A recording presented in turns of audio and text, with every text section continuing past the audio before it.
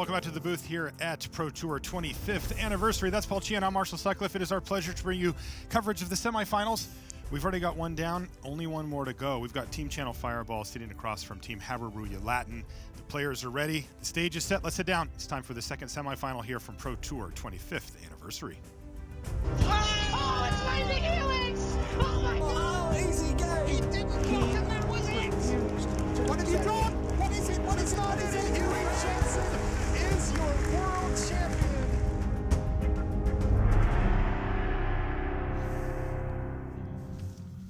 Hello and welcome back to coverage here at Pro Tour 25th anniversary. I'm Marshall Sutcliffe in the booth with Paul Chian. It is time for semifinal number 2. Take a look at our teams. You can see we've got Team Hareruya Latin. That's on the right-hand side of your screen there. On the other side is Team Channel Fireball. These teams vying for their spot in the finals. And we're going to be kicking things off with our front table here. You can see Josh Utter-Leyton. Take a look at Raptor, as he is known to his friends. He's playing Blue-Black Shadow. This is our Legacy table. We are playing Team Constructed with Legacy, Modern, and Standard. On the other side of the table, Marcio Carvalho. He has been on a real tear for 2 years. Can you even call it a tear at this point? He's just no, been I top think of the we game. can just safely say that he's just one of the best players on the planet. That's right. He's going to be playing Death and Taxes. So a lot of interaction here in this first match, especially when it comes to denying mana. We're going to see things like Wasteland perhaps playing a large role as both players have access to it. Yeah, both players having access to Wasteland. The Death and Taxes deck also has access to 4 copies of Rashad and Port.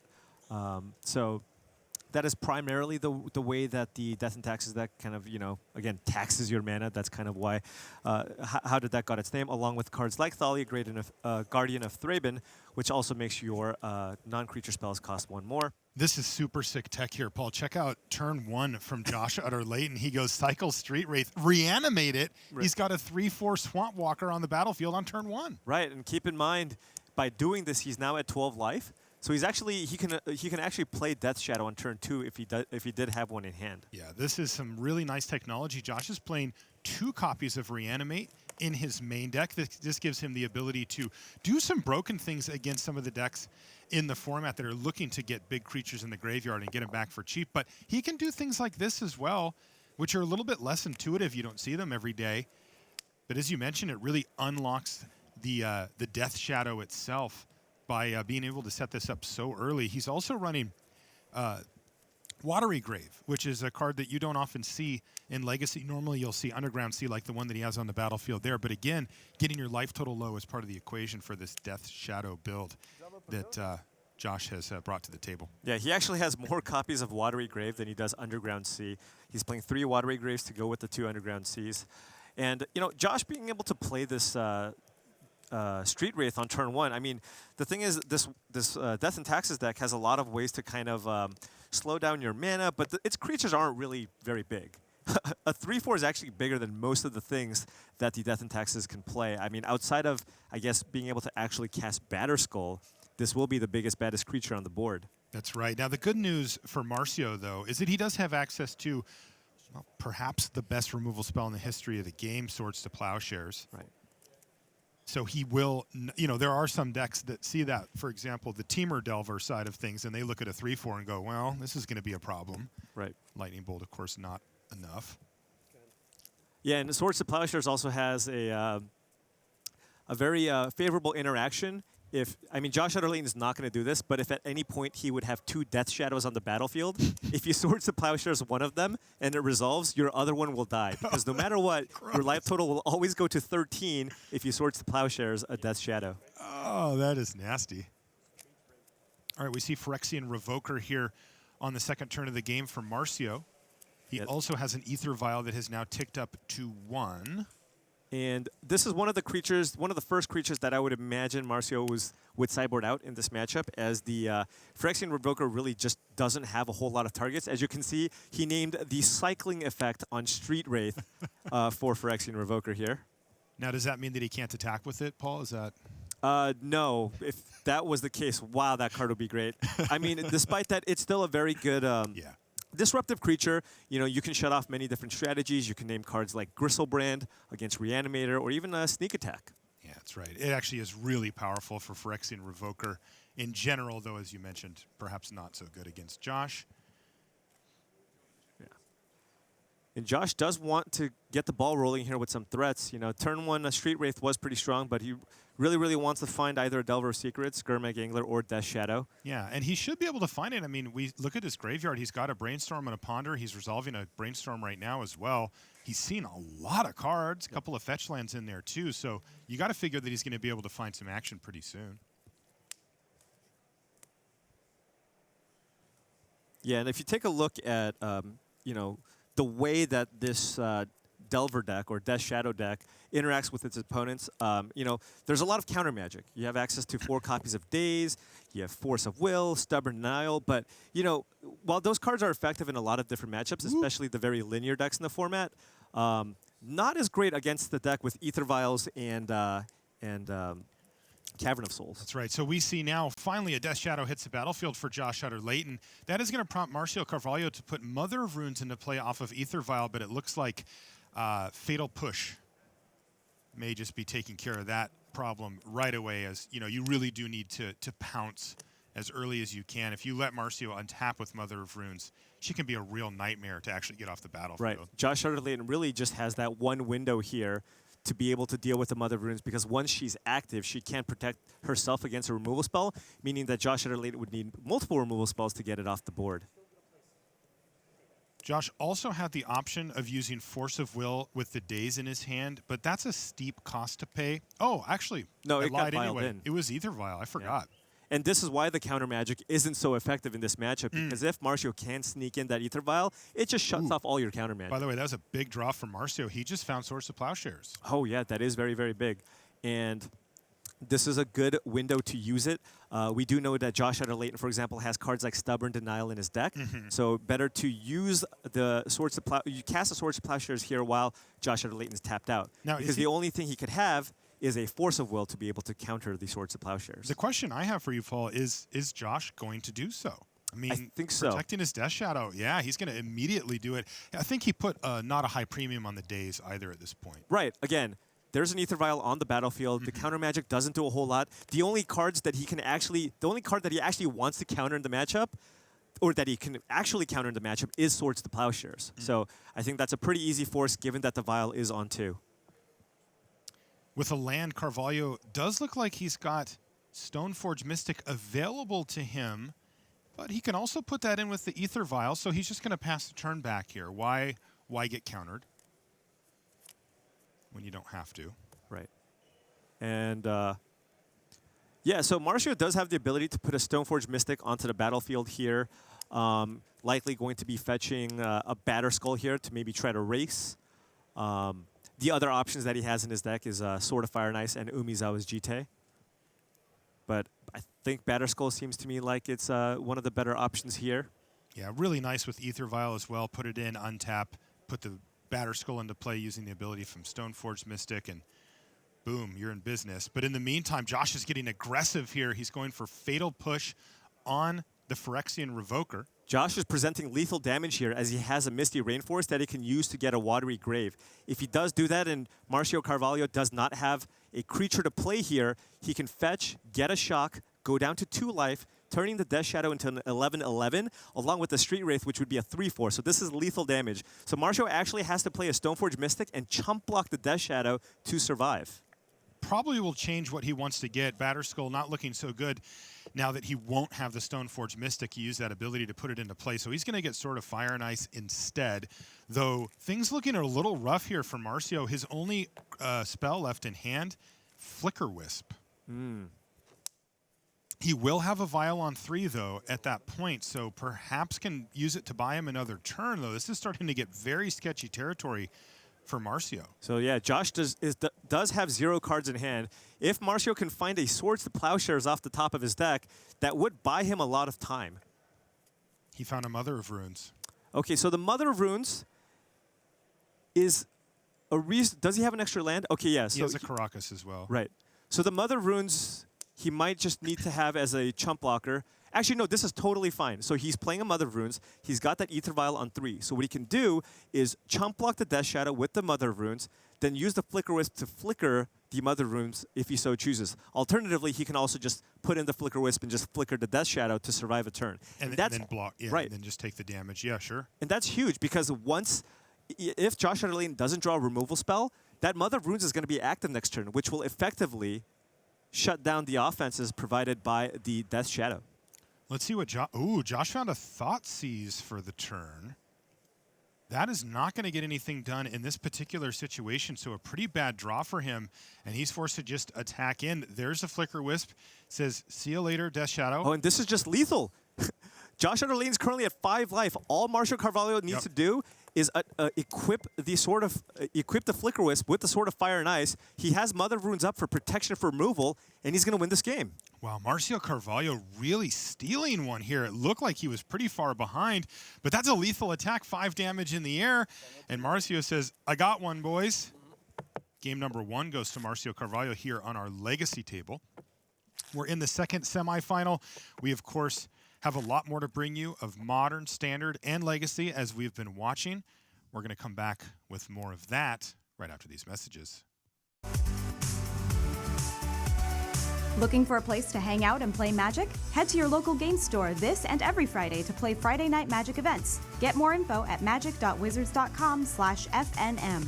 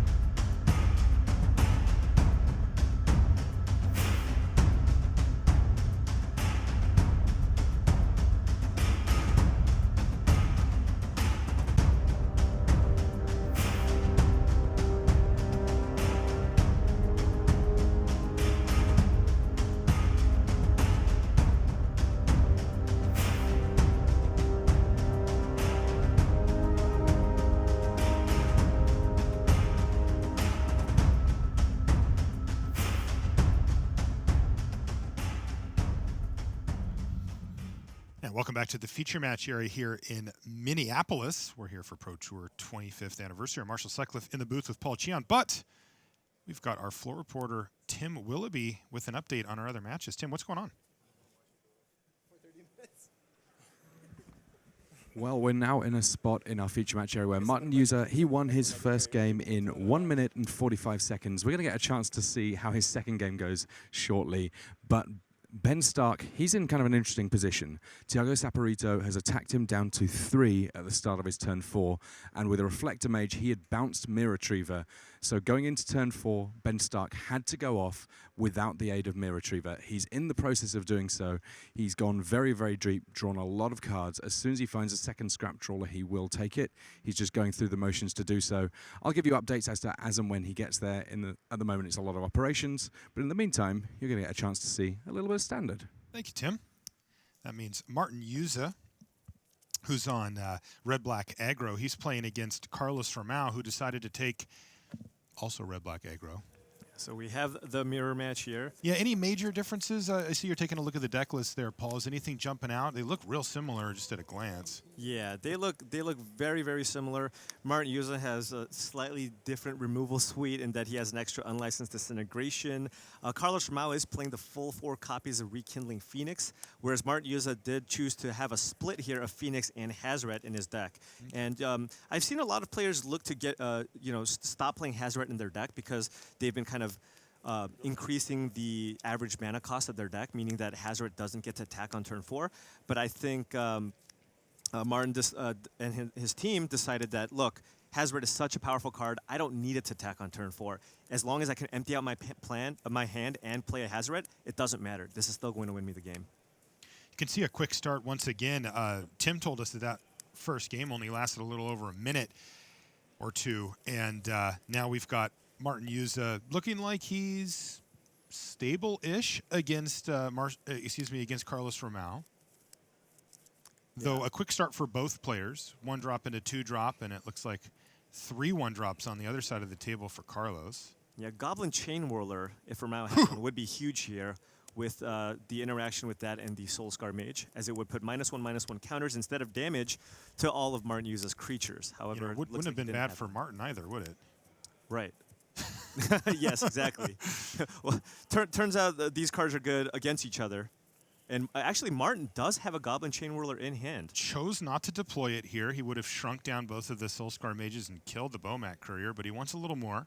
Yeah, and there's also a decent chance he wouldn't be able to get the cool synergy here with the Soulscar Mage. Because Carlos Romão did pass with 3 mana up, the only thing that he's representing there is some kind of removal spell. You know, he could be holding Unlicensed Disintegration, he could be having a Braid. So there's not a very high likelihood that he would, end up having a bunch of -1/-1 counters on his creature. So it looks like Martin kind of smelled this out, and he's actually just choosing to keep up the Unlicensed Disintegration that he has in his hand for whatever threat Carlos might deploy this turn. I was going to say, it's kind of funny because Martin basically did the same thing that Carlos did, right? He chose not to play anything on his turn, and Carlos has to think the same thing about Jůza. Like, well, what do you have? Right.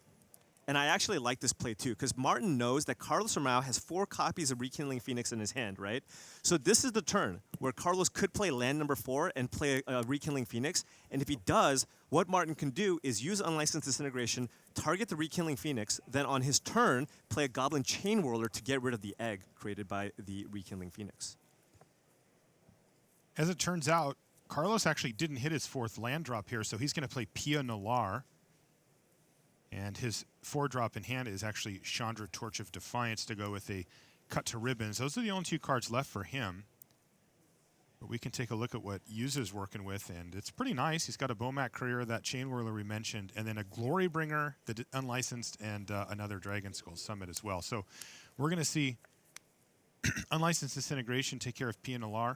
On end step, he's going to draw his card for the turn, and now we're going to see the Chain Whirler, and that's enough to finish off not only that Bomat Courier, but also the Thopter. Plenty of value there for Martin Jůza. And he has a Bomat Courier to join the fray as well. There's Ragavan, and bang, that was a nice swing in Martin Jůza's direction. Yeah, that's a huge turnaround.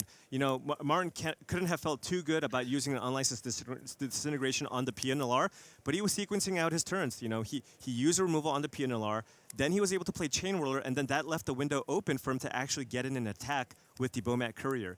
So now he's in a really nice spot. He has the ability next turn to play Land Glory Bringer, and then he's also got that Bomat Courier going too. So things looking really, really good for Martin Jůza. Whenever you can play 2 spells in a turn in Standard, you usually advantage bar follows shortly after. Right. Yeah, Standard tends to be a little bit slower. Decks are a little bit clunkier. You often don't see double spell turns very often.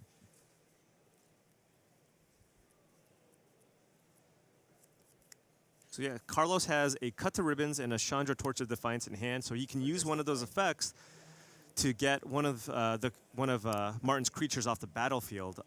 He might want to hold on to the Chandra. He could also play Chandra, tick up for mana, and then cast a Cut to Ribbons here, because that would put the Chandra at 5 loyalty, meaning that Martin would have to have exactly Glory Bringer to be able to take down the Chandra next turn, but that is a card that he has in his hand. Let's see if he wants to risk losing his Chandra to a Glorybringer. If he does, Oh yeah, yeah. he will.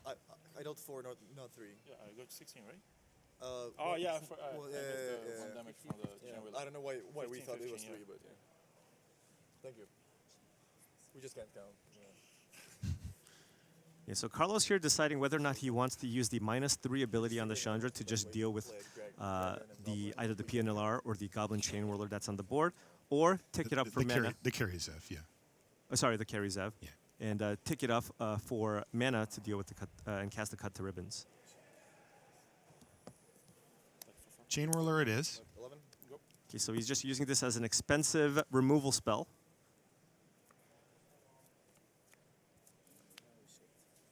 And since he couldn't protect Chandra anyway, he attacked. Oh, and that was a Hazaret off the top for Martin Jůza. We were actually just talking about, you know, if Hazaret is still good enough given the higher mana curve of the deck. But look, I mean, Looks good here.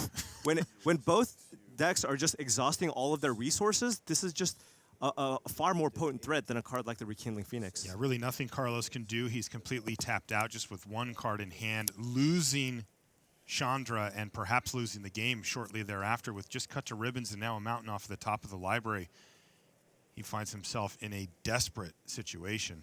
Yeah, and Martin opted to go with the Hazaret there instead of just casting the Glorybringer, as the Hazaret is indestructible. So even if Carlos Romão had something like a cut to ribbons, which he has multiple copies of, he doesn't really have a good target for it this turn. Oh no. Also more Take it back, take that back. He does have Soul Scar Mage on the battlefield, so of course that interaction means he can in fact use cut to ribbons on the Hazaret. Well, Martin was joking earlier that they couldn't do math because they both missed a point of damage, but it turns out 5 is more than 4. Martin did that math just fine. He's got Romão down to 7. Here's cut to ribbons to take care of Hazaret the Fervent. Normally she's much tougher to deal with, but the presence of Soul Scar Mage certainly changes that. Right. Now is Romão trying to figure out if he can realistically race. The tough spot for him here is even if he determines that he can, he's really got to be worried about any number of cards from Jůza, another Hazaret. We've been talking about Glorybringer because it's the one he actually has in his hand. Right. Currently, Jůza is representing 4 damage on board, right? The Karizev along with Ragavan and the Bomat Courier is representing 4 damage. So This should be game here. Carlos, yeah, does Carlos? Oh, Carlos has a land, and that's a game. And you just show. He just shows him the Glorybringer. Doesn't even draw the card for his turn. No, don't need it. Yeah, but he was also perhaps being polite there, just letting Carlos know as soon as possible. I got you. And wow, that is 2 games to nothing for Martin Jůza. And we are playing best 3 out of 5 for each of our matches. So that one's not quite over yet, but Carlos Romão has his hands full with the Hall of Famer Martin Jůza. Tim Willoughby down on the floor with an update. What do you got, Tim? Well, I've been watching Table B, our modern match, for the entirety of the time you've been watching Standard, and this is Ben Stark trying to go off in spite of not being able to have a Mirror Retriever cast at any point due to a Reflector Mage last turn bouncing it. So he's been able to generate a ton of mana. He's been able to get a lot of cards going into his graveyard, but the limiting factor now is how many times can he get those Pyrite Spell Bombs back and start throwing them at his opponent. He's already dealt 4 damage with Pyrite Spell Bombs. He's just used an Inventor's Fair, which is land drop for the turn, to try and actually get enough Scrap Trawler triggers to get back those Spell Bombs often enough. With that, I'll pass you down to the table. Thank you, Tim. We have a little preview monitor here in the booth there. Now you get to see what we're seeing. It's a lot of mana for Ben Stark. Don't worry, Marshall, I got this. Hey, expert, what do you make of this? Ben is going off here. He's got multiple Scrap Trawlers with the Ironworks. So he's in a situation where he basically has infinite mana. He gets multiple Scrap Trawler triggers every time he sacrifices, one of his artifacts. So now he's just Tiago's at this point just going, look, show me. Do you have the ability to recur Pyrite Spellbomb often enough here to be able to deal the full 16 points of damage to me? Now, what's the bottleneck on recurring the Spellbomb? Is it cards in hand? Like, does he end up drawing too many cards at some point, or? Well, he needs to continue to find ways to cycle through his deck and draw additional cards. Okay. And one thing that lets you cycle through all of your artifacts is the ability to play a Mirror Retriever. But because it got Reflector Mage on the previous turn, he actually needs to combo off without that. But it seems to me that it's incredibly unlikely that Ben can't win from this situation. Every time he sacks a Mind Stone, he can get back 2 of those Pyrite Spell Bombs. If he feels like he needs more cards, he can just choose to get 2 Chromatic Stars and use those to draw additional cards. And just again find ways to kind of work his way down the chain. If he finds a 3 or 4 mana artifact, he can use that to go down, find an Ichor Wellspring, which draws him a card, sacks that, draws you another card. Then you get 2 activations because both of the Scrap Trawlers are on the battlefield. So, I mean, I think Ben just has this pretty much all but locked up, and is just kind of going through the motions. One really interesting thing that I saw, actually, out on the floor during the lunch break was Ben was sitting with Matt Nass, going through all of the kind of more obscure lines you can take with the deck, because Matt Nass is, a master of the deck. He's won multiple Grand Prix playing this deck. And going into the tournament, Ben Stark chose to play Ironworks kind of at the last minute. So he knew 95% of what you need to do with the deck, but he actively chose not to learn the super obscure 1% edge plays that he can get, because he felt that would just kind of confuse him a little bit while playing the tournament. So he actively chose not to learn those modes. But now that he's spent an entire Pro Tour playing with the deck, he's a lot more confident in the automatic lines. So then he went up to Matt's like, all right, I need the nitty-gritty. How do I win with, these 3 cards? Without the Retriever, perhaps. Exactly. And he just did that, by the way. Went through all the motions there, piled up a whole bunch of mana, but ultimately was able to use those 2 Pyrite Spell Bombs enough times to take Thiago Saporito in game number 1. It took him a while, but he got there. That, of course, is our modern table. Back up on our front table, which is where we're heading now, we've got Josh Utter-Leyton versus Marcio Carvalho. Last we heard, Josh had lost game 1 to Marcio. Marcio's on death and taxes. This one looking a little better. Couple of Gurmag Anglers, meaning that Josh's life total may be a little bit higher this time around. Josh did the majority of the damage to himself in the last game, only to lose to a Violden, Flicker Wisp plus Sword of Fire and Ice. But it looks like Josh is sitting at 5, so it's always scary. There's that Aether Vial on 3. It could be representing all kinds of cards. A Flicker Wisp, very dangerous. Oh, and Carvalho going down to 1 off this attack? Wow, these life totals are very, very close. So Josh Utter-Leyton with 1 card in hand. Marcio Carvalho has a Thalia in play, which means that he could get Josh down to 3. Does he have a 3-power creature that he can vial in? Josh is looking at his graveyard. Interesting. Does he have Reanimate? What is it? He passes the turn back. It could very well be a Reanimate. Here's Aether Vial being activated, though nothing actually happening. He's got 2 lands in hand. And another Aether Vial off the top, and that's not going to be good enough. Marcio Carvalho loses game number 2. That's Josh Utter-Leyton evening things up at 1 game apiece and keeping things interesting on our front table. How scary is that, by the way? Josh did lose game 1 to a Violden Flicker Wisp, and the Vial is on 3. Marcio's like, tap. And Josh is like, really? Come on, man. You have it? Come on. Don't do it again. And the answer was no. Yeah, and I think Josh has got to be happy being able to even it up here. Just going in pre-board, I was asking Josh, hey, what do you think about this matchup? And he said, well, you know what? I think I'm a bit of a dog in the first game. Marcio has a lot of mana denial, and a lot of my counter magic isn't that effective. But if I can pick up one of the 2 matches and then go into sideboarded games, he's got access to 3 copies of Dread of Night, which is a complete beating against the Death and Taxes deck, along with 2 copies of Liliana the Last Hope. So if you can ever string a combination of 2 of these cards, it's really, really difficult for the Death and Taxes deck to fight through these cards.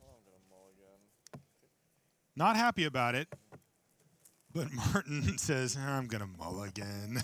Yeah. He's not happy, but he is up 2 games to 0 against Carlos Romão. That's right. So at this point, they have sideboarded. By the way, for those of you that were watching yesterday when we did the top 4 announcement, and we announced the team from Hareruya Latin, there are no teams like the Brazilian teams for fanfare. Oh, yeah. They cheer louder. They have the biggest cheering sections of any country, group, team, I don't care who it is, I'll put them up against those fan sections. But also, they chant. And I just had to know, I said, Carlos, what were they saying? Like, I've always wondered, like, what they're yelling, you know. Yeah. And he said, well, they had two chants. And the first one was, it's our Pro Tour. So, you know, they're winning this thing. And the other one was, the champ is back. And that was actually for Carlos. Right. As he's the former world champion. Right. Actually, you know, when I really first started getting into competitive Magic, you know, I read the magazine. It was called Sideboard Magazine. And on it showed, you know, Carlos Romão winning. It was talking about the story about Carlos winning worlds with Psychotog. And, you know, the various strategies that he employed. And, you know, one thing that he did was, you know, letting his opponents resolve Factor Fiction, which you just can't even imagine, right? Resolving a spell that lets your opponents draw multiple cards. Like, who would ever do that? Not me. Right. And that strategy ended up allowing him to actually win those matchups. So, I mean, Carlos Romão, one of the original South American pros. Next level.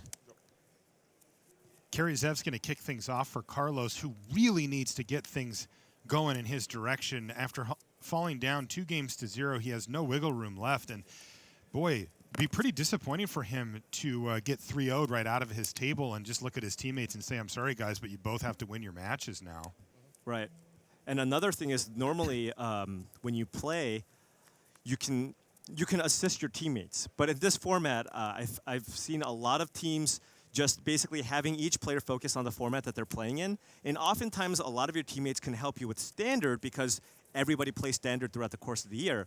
But has Carlos practiced a bunch of Death and Taxes? You know, even if he loses, he's going to go up to Marshall and be like, yo, I think this is what you need to do with the Vial. Like, sometimes it's a lot more difficult. Yeah. Right.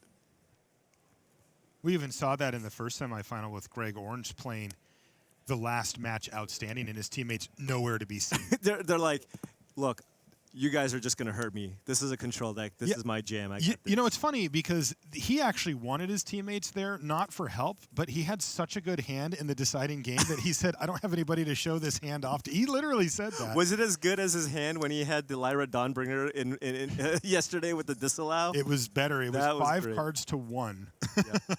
And it was all action with active Teferi, and he was, in fact, able to win that, putting his team in. So how are things developing here, Paul? We see a rekindling Phoenix finally for Carlos Romão, facing down, well, 2 reasonable threats on the other side there from Martin. Yeah, it's really hard to say. The rekindling Phoenix is a very sticky threat, very difficult to deal with.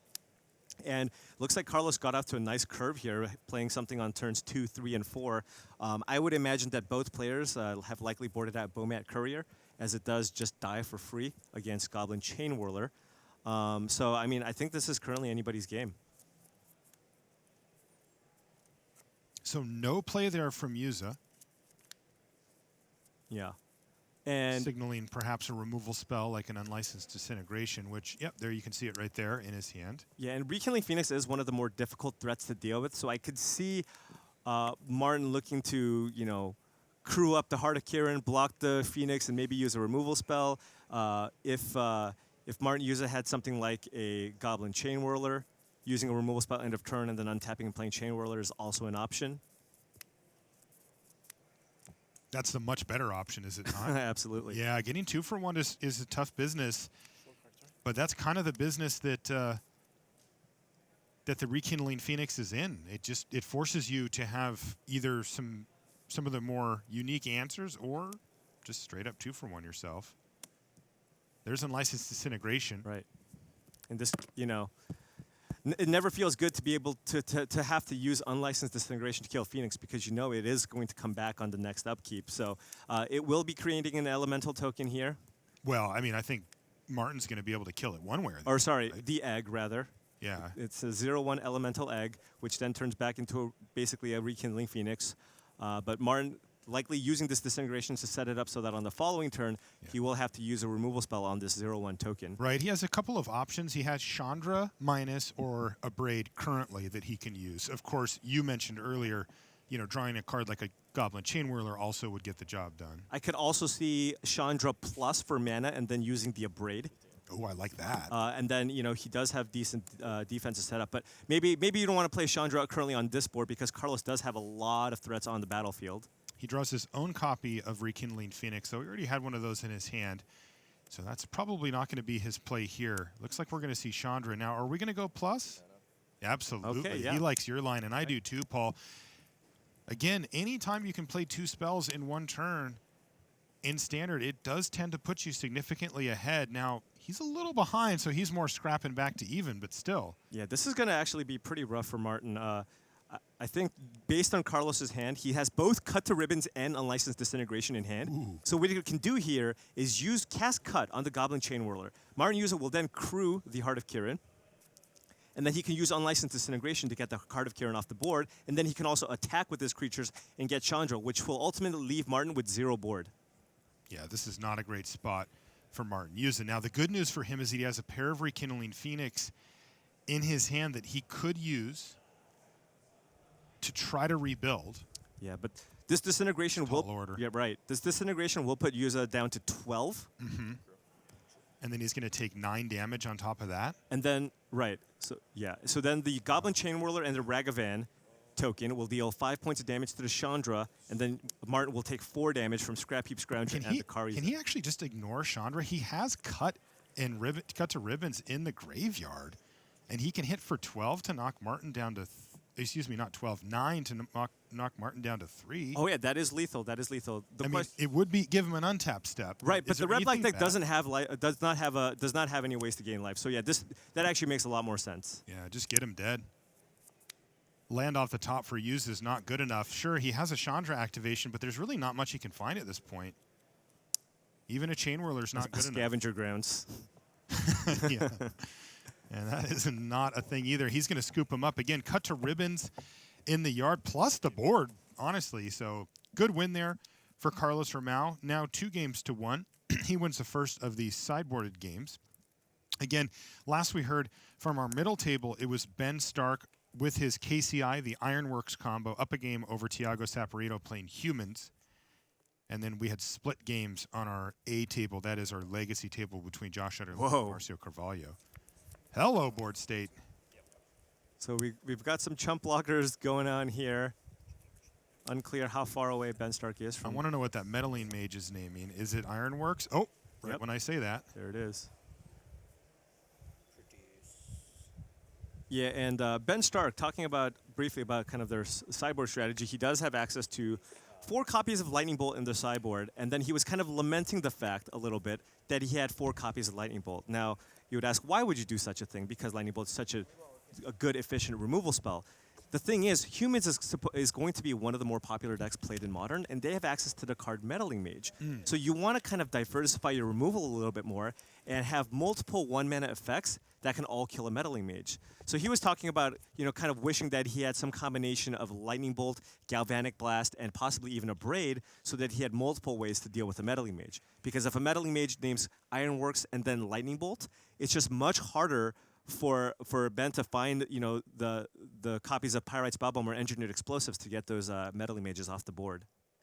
So we got a real match, a real round lining up for us here, Paul. We've got Josh and Marcio at 1 game apiece, Ben and Thiago at 1 game apiece, and then the only one with any differential is Martin Jůza versus Carlos, and Martin's just up a game there. Yeah. As expected, some very close matches between two of the stronger teams going into the tournament. Yeah, these teams are absolutely stacked up. Triple Hall of Fame on the Channel Fireball side of things. Right. And a lot of potential Hall of Famers over there on Hareruya Latin as well. That's right.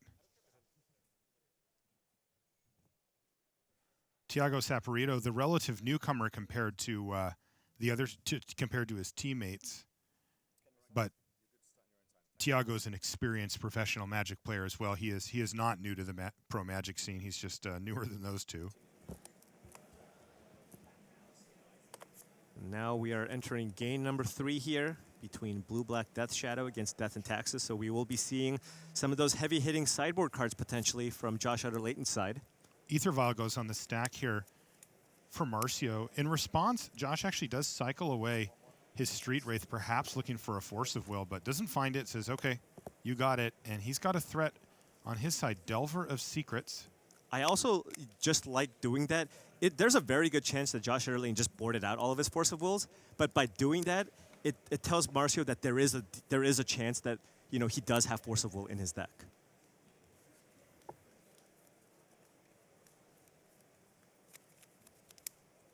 We're going to see Rishadan Port here for Carvalho. And during Josh Utter-Leyton's upkeep, he's going to activate the Rishadan Port to keep that Watery Grave from producing mana, at least on his main phase. Yeah. One of the keys to actually just making sure you have a pretty good shot to win against a Death and Taxes deck is just having multiple lands. The combination of the port and the wastelands does make life difficult. And this Blueback Shadow deck also just doesn't play a lot of lands. I believe it plays something like 16 lands in the deck. So it isn't too difficult to disrupt their mana. Yeah, and even fewer lands that actually produce colored mana, right? Right. There's Ponder. Ponder gets to let him look at the maximum number of cards to find one of those hate cards. Maybe he can also just look for Death Shadow and win that way. Didn't see anything he liked, though, with the Ponder, so he's going to go ahead and shuffle those away.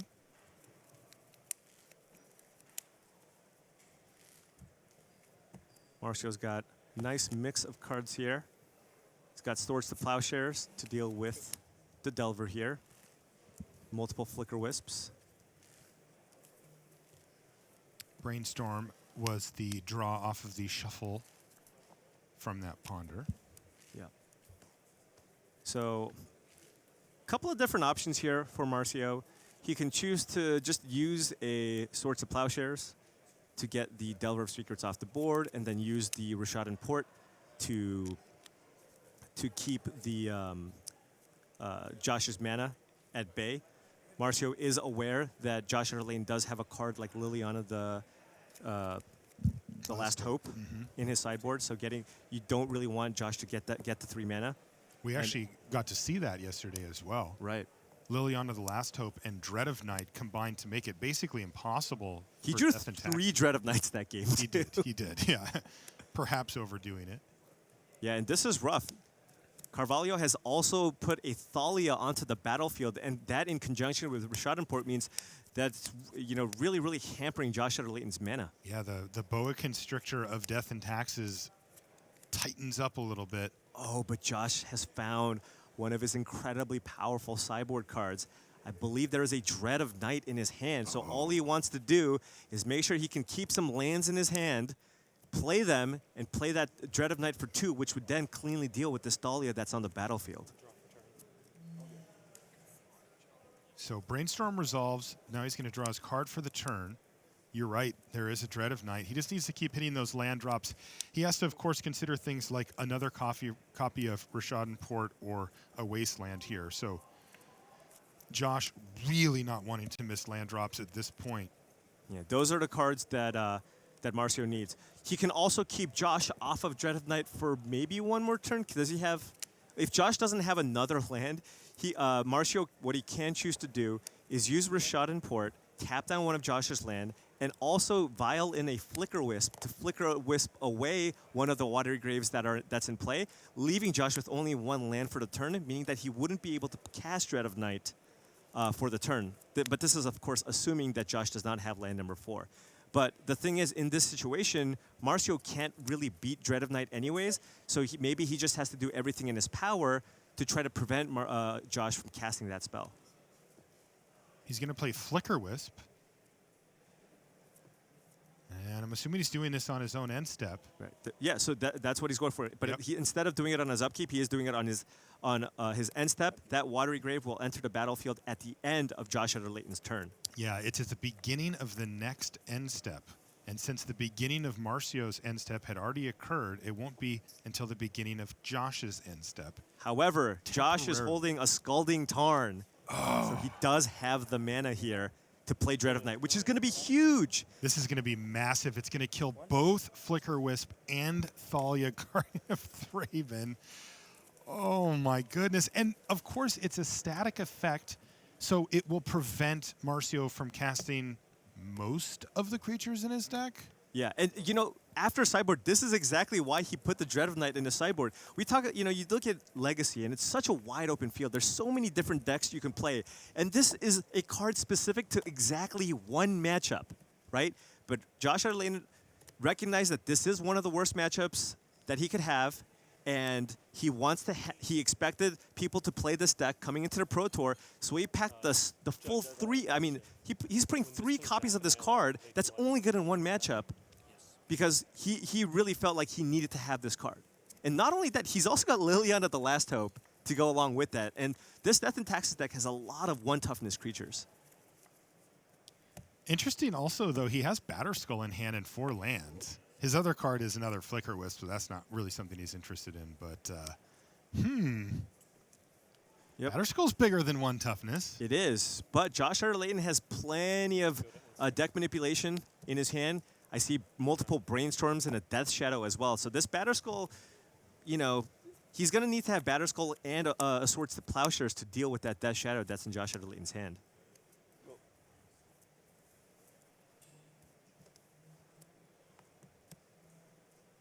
And there's a Brainstorm now for Utter-Leyton. That looks like more win conditions, too. I think that's a Gurmag Angler as well. So he can go Gurmag Angler and Death Shadow. Although that is a little bit risky. I mean, it depends on how low Josh Utter-Leyton chooses to go. But if he plays a 4/4 Death Shadow and a 5/5 Gurmag Angler, if Marcio Carvalho uses a Swords to Plowshares on the Gurmag Angler, the Death Shadow will also die, as Josh Utter-Leyton would go up to 14 life. So Josh does need to be careful. Finding a fetch land would be nice. That way he can deploy both of his threats and still have the fetch available to take enough damage so that the Death Shadow would not die if the Gurmag Angler gets swords. At the same time, he doesn't even need to necessarily play Gurmag Angler. He could just play Death Shadow here.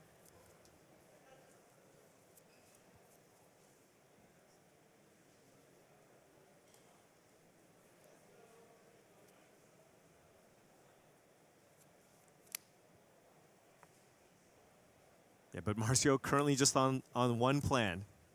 Draw land number 5, get that Batterskull onto the battlefield.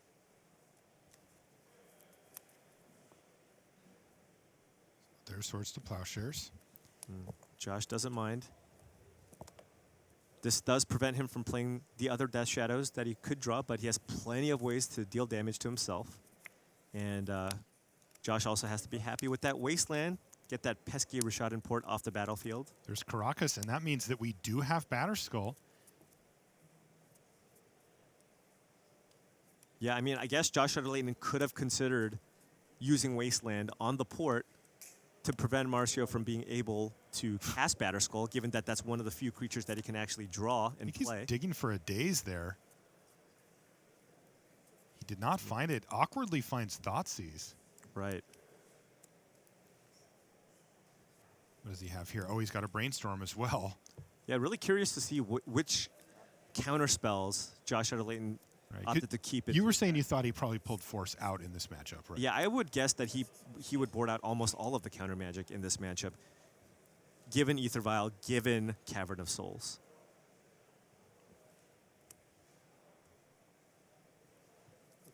But again, if Josh Utter-Leyton was planning on casting all of these deck manipulation spells or cantrips and all that stuff, by doing it in response to spells, it might make Marcio think that he still has counter magic left in his deck, which could influence the way Marcio plays his turns in future games. Okay.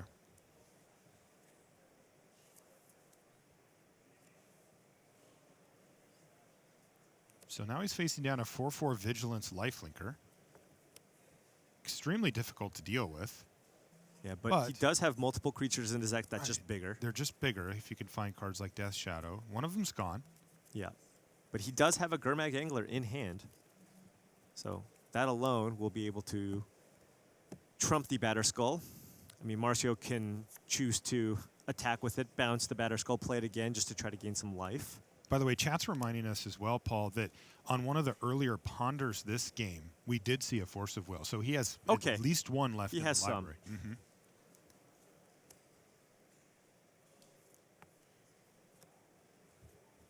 Good looking out, chat. Thank you. Yeah. They don't miss anything. Of course not. No. Of course not. Here's Thoughtseize now for Josh Utter-Leyton.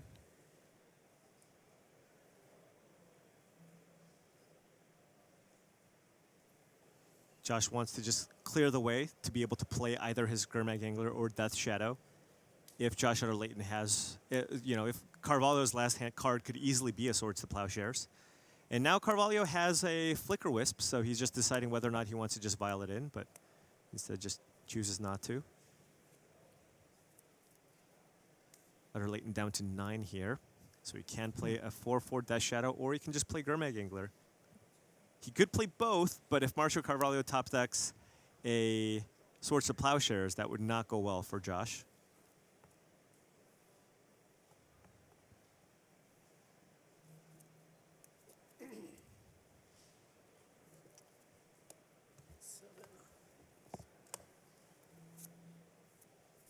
Oh, so he does not have a Death Shadow in hand, just the Gurmag Angler. And he did keep in some number of the Dazes as well. Right, he just drew one of those.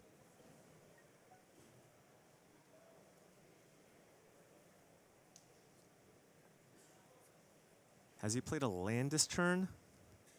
He's certainly going to play this Gurmag Angler. He might also choose to play Liliana the Last Hope as well. Getting a little low on 4 life. life. He's down to 4. That's lethal Batterskull now. Yeah.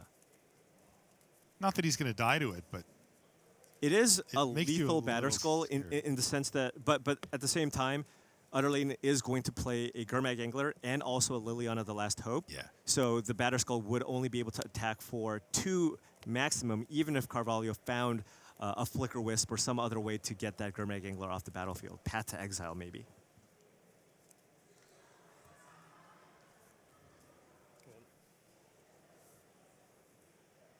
But one thing with the Dread of Night on the battlefield is that Josh Utter-Leyton doesn't have to be worried about a Flicker Wisp end of turn to get in for a ton of damage. The Dread of Night will keep that at bay. Oh my, Is that what a Palace draw. Jailer? That's a Palace Jailer off the top. Holy That was a way to get rid of the smokes. creature. So now this Batterskull is going to be able to get in for 2. He can either pressure the Liliana the Last Hope or get Josh down to 2. What a draw. and an awkward position for Josh Utter-Leyton because that's going to make Marcio the Monarch as well. And Josh, with no creatures on the battlefield right now, Wow. doesn't have the ability to steal that Monarch back. But Josh, I believe drew a Death He Shadow off did. the top. He absolutely did. So this is not lethal yet. And keep in mind, the Palace Jailer is currently a 1/1. Josh can use the Liliana the Last Hope to finish off the Palace Jailer. But Yeah, I'll read it to you. Okay. When it enters the battlefield, exile target creature an opponent controls until an opponent becomes the Monarch. You were used to these type of effects Right. saying, when that leaves, I'll get my Angler back. It's not the case here. Yeah, this is not, one of your traditional Fiend Hunter type effects. Josh needs to actually deal combat damage to Marcio Carvalho or play his own Monarch spell to reclaim the throne here and get back basically his Gurmag Angler. But he's decided just to... Marcio can draw a removal effect here Yeah, he for the didn't. win. Instead, he drew, well, this is a price you pay for playing Ether Vial in your deck. When you play it on turn 1, you're absolutely in love. But when you draw it on turn 8, not quite as good. Yeah, that Death Shadow was big. Clutch Death Shadow for sure. But now we're kind of at a stalemate here. A precarious one if you're sitting right. in Josh's seat at 2 life. Exactly. But Josh does have that Liliana ticking up. We might actually get to the Could go point for where, ultimate? yeah, we might see a Liliana emblem here. It's already sitting at 5. He currently doesn't have to worry about cards like Flicker Wisp coming in and killing him in the air Right. because of Dread of Night, so that might actually work. Well, Flicker Wisp would actually still be a good draw here. If Marcio Carvalho draws a Flicker Wisp, he can Flicker Wisp the Death Shadow and just attack Josh for 2. Sure. And keep in mind, Marcio Carvalho still has... He found Swords to my Plowshares. goodness. 13, 21. And Marcio Carvalho is drawing 2 cards a turn. That's right. He is still the Monarch. You see that token-looking thing at the bottom of your screen there. On his end step, he's drawing an extra card until he takes damage from Josh. Right. So he's wondering, okay, am I putting pressure on this little? It looks like he's just attacking Josh. I think he drew it. I think he drew the swords off of his Monarch trigger. Oh, I see, I see. Yeah, so no attack available now. And Liliana's minus effect not so strong against all these exile removal effects. No, but the fact that that happened to be swords to plowshares just bought Josh Utter-Leyton a lot of time because now he's back up to 13. Right. It did, but at the same time, a Death Shadow is no longer a card that he can play if he did draw that. But he could, of course, take some hits from the Batter Skull. Is he going to hit a creature? He's going to go for value here. There's something in the yard. No, it's just a Street Wraith. Yeah, he's got a couple of them in there. Now, is he going to cast the Street Wraith here? Oh, no, that's a Gurmag Angler. Wow. Josh is drawing a lot of just gigantic creatures here off the top. Yeah, so he ripped the Gurmag Angler, but got the Street Wraith back using the minus ability there. And Josh drew a pretty interesting card. Now, you wouldn't think it would do a whole lot currently. He drew him to Turok. But if you can set up a situation where Marcio somehow returns Batterskull into his hand during Josh's turn, Josh could use the Hymn to Turok to get it out of his hand.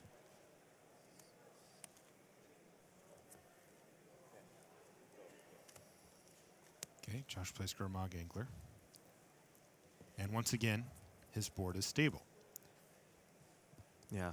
Wow, what a turnaround. I mean, this looks so bad for Marcio, but that Palace Jailer drawing him an extra card a turn because he's got the Monarch, and he still has that Gurmag Angler exiled. That's right. It's gone.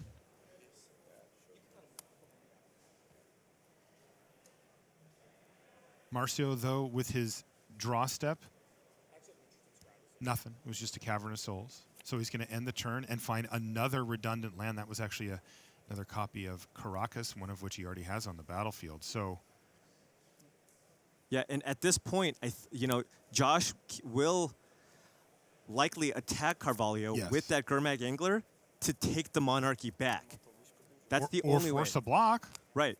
And Marcio has to block here because if he doesn't, then Josh will get the Monarch back, and then he will get the Gurmag Angler back, which is currently exiled from the Palace Jailer that Marcio Carvalho cast at a point earlier in the game. Oh, boy. This has been a real game here on our legacy table.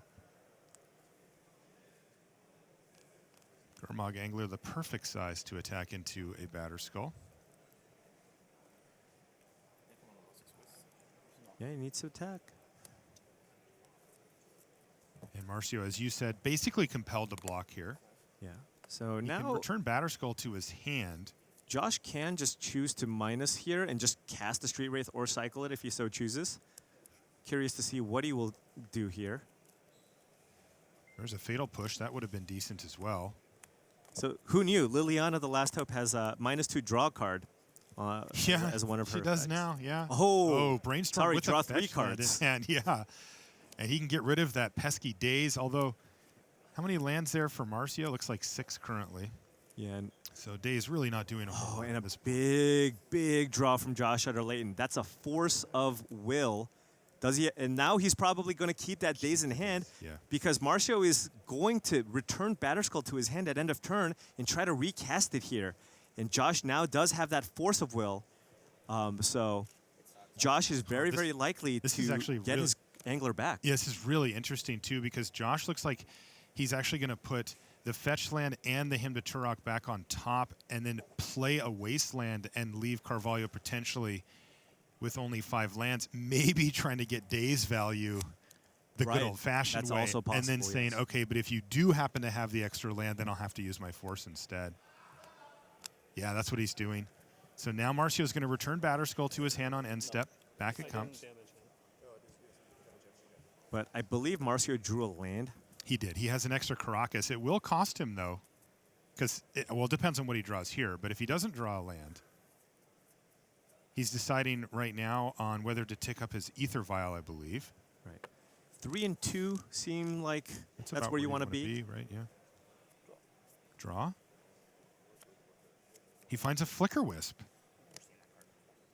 So if he just goes for the Batter Skull straight away and doesn't decide to float mana from Caracas, he will get dazed here. And it happened to Josh Utter-Leyton. The turn 8 daze. Gets the value out of daze. He saw ahead to this happening, gave himself the back door out of using Force of Will just in case, but now Batter Skull's in the graveyard. And he's got to be shaking his head here. He could have floated the mana and played a Caracas to play around the daze. And then on end step, his Monarch trigger goes. He gets to draw his card there. But now Josh Utter-Leyton is going to steal the Monarchy back. He's going to get an extra card on end step. He's also going to get his Gurmag Angler back. And this one may have fallen away from Marcio Carvalho, even with that Palace Jailer. But Marcio does have a Flickerist, so he's going to... I did speak too soon. He does actually get to keep the Monarchy, even though he's going to lose the Flicker Wisp to do so. Right. And he did find a Serra Avenger here as well, which he can use. Although the Liliana has not been used yet. So the Serra Avenger is currently a 2/2. Yep.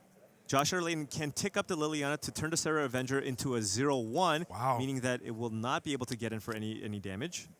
Man, being the Monarch is so strong. It's letting Carvalho throw away cards just to keep it. Right. And even though that last turn didn't go the way he wanted, it wasn't as bad as I was making it sound because he still has the Monarch. Or he still is the Monarch, and he will be getting an extra card, even though he keeps hitting relative bricks like this Ether Vial. Yeah, but he's drawn, what, like 3 or 4 extra cards already this game. And again, he hasn't been able to leverage them to fully take over. He's basically been able to maintain status quo, but still, he's hanging in there. And finally, another land for him. So this time he really does have nothing. And once again, he'll be forced to chump block if he wants to keep the Monarch. And keep in mind, Josh also has Snuff Out in hand. Oh, okay. Well, that helps then. So he can actually just... No chump block available. Right. He can just cast Snuff Out to get that Serra Avenger off the board so that the Gurmag Angler can get through, and then Josh Utter-Leyton will then become the Monarch, which will then also free up a Gurmag Angler that is currently exiled from the Palace Jailer that was cast earlier this game. So he's going to hard cast Snuff Out to kill the Serra Avenger, as you described, Paul.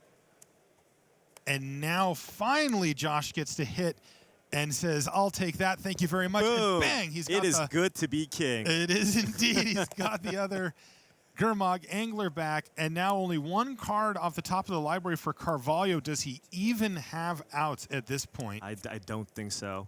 I think it is just too hard. Now, Josh, as you can see there, end of turn drawing his card as he is now the Monarch. Does he have another Palace Jailer? Well...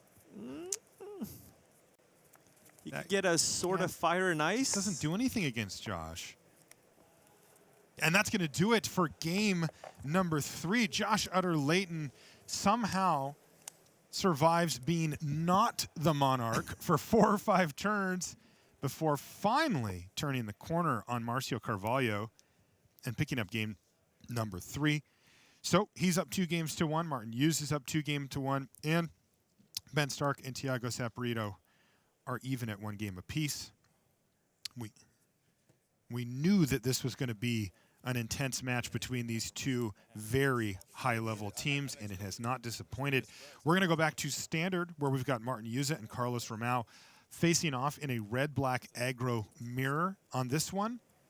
Carlos Romão, he's on a mold of 6 here, Paul. He's on a mold of 6, and I think I only see 1 mountain on his hand. Ooh, a sketchy keep, perhaps? Yeah, but in a matchup where it's all about just, you know, last card standing a lot of the time because there's just so much removal on both sides, you know, going to 5 is just a death knell. And Carlos Romão is on the draw here. So with the Scry, he is likely to find at least 1 additional land here within his next couple of draws. That's wrong. What game is it? The 4th. You got to really see the power of Dread of Night in that last match, or last game with Josh Utter-Leyton, just shutting off like 4 or 5 creatures that Marcio drew throughout the course of that game. Land on top of the library for Romão, perhaps scried there. And another land off the top as well. So it looks like we may have a real game here with 2 Soulscar Mages on turn 2 from Carlos Romão. Yeah, nothing out of Martin Jůza here. And Carlos really needs to find the 3rd land here, as he does have a pair of Goblin Chain Whirlers in his hand. But wow, look at this controlling hand from Martin Jůza. 2 Chandra's defeats, a Braid, 2 Chain Whirlers, and a Hazaret. Very nice. He will need to take care of these Soulscar mages at some point if he wants to be sure to keep Hazaret the Fervent on the battlefield when that time comes. But boy, he has the tools to do so, doesn't he? And Carlos has to be thrilled. He drew 2 lands in a row here, off the mull to 6 and keeping a 1-lander. So this is the ideal start for Carlos given his mulligan. But we're going to see removal now, aren't we? yeah, Martin just kind of has all the answers here. You mentioned it, though. Going to 5 cards is so difficult. And this is why. I mean, you can see that the cards are just going to match up with each other. He may even use a Chandra's Defeat to take down a Soulscar Mage just for mana efficiency here. Yeah, Martin Jůza is heavily incentivized here to empty out his hand so that he can play Hazaret. And he needs to use removal spells to get those Soulscar Mages off the board anyways, as Soulscar Mage in conjunction with a burn spell will be able to potentially kill Hazaret on the battlefield. He does, in fact, use a Braid and Chandra's Defeat to kill the 2 threats there from Carlos Romão, leaving him with just 1 left. Looks like a missed land drop here from Jůza, but he does get to still use up his mana. He's going to play Heart of Kiran and keep up Chandra's Defeat as well. And one thing with the Soulscar Mage, you know, it does synergize well with some of the burn spells that you could play in your deck, but doesn't really provide a huge clock. Especially when you're just casting a bunch of creatures alongside it. There's another Goblin Chain Whirler now for Romão. So now Martin has to think and try to figure out whether or not he wants to use the Chandra's Defeat in his hand on either the Chain Whirler or the Soulscar Mage. Probably wants to deploy that removal spell here because he does have a lot of top-end cards in his hand, and if he does draw lands, he's probably going to be tapping out for the next few turns. But it also doesn't necessarily feel great to use a second Chandra's Defeat on a Soulscar Mage. So he does choose to hold it. Yeah, just going to say nah. He does draw a land, though. Jůza's got Chain Whirlers of his own. This is really interesting. You know, it's weird because normally your natural inclination would be to use your removal spell on the bigger creature, in this situation being the Goblin Chain Whirler. But there is definitely a chance that Martin Jůza chooses to use the Chandra's Defeat on the Soulscar Mage so that his Hazaret the Fervent will not be in danger of dying to a removal spell. Yeah, he's really going to want to make sure to get rid of that at some point. Oh, wow. Patience Glory paying bringer. off here. He's halfway. He's like, you got the defeat, you got the defeat. It's hard, yep. Yeah, he said it's halfway there. He had the read. Carlos knew exactly what was up, and that, of course, means no attacks possible now for Romão. So the full stop sign here by Martin Jůza seems to have had a better draw this game, though Carlos can't complain. He kept a 1-lander and curved into Glorybringer. Yeah, yeah. Carlos had a nice starting hand, and Martin is stuck on lands. I mean, he does want to find an additional land to play the Glorybringer, but he is, of course, in one of those situations where basically any draw other than another Glorybringer is a good draw, right? He's either going to be drawing a threat, a removal spell, and even land is good as he can play the Glorybringer in his hand. Right now, it looks like he's deciding on which of his 2 cards he wants to play. He can either set up with Hazaret, she can't attack right now, though, and she's at risk due to the Soulscar Mage, or he can just play another Chain Whirler. Yeah, he can. Not sure how excited he is about that. Maybe get some attacks going. Right. Carlos does only have 1 card left in hand. I mean, Martin can choose kind of the aggressive option here of playing Chain Whirler, crewing Heart of Kiran, and just attacking with everything. Yeah, he's also looks like he's exploring the option of leaving the other Chain Whirler back to perhaps have a blocker. Yeah, but this does get in for 7. The thing is, blocking is a little bit. Leaving your creatures back to block is a little bit worse when there's that active Soulscar Mage on the battlefield. If somehow Romão plays Chain Whirler number 3, you just don't have as many great blocking options anyways.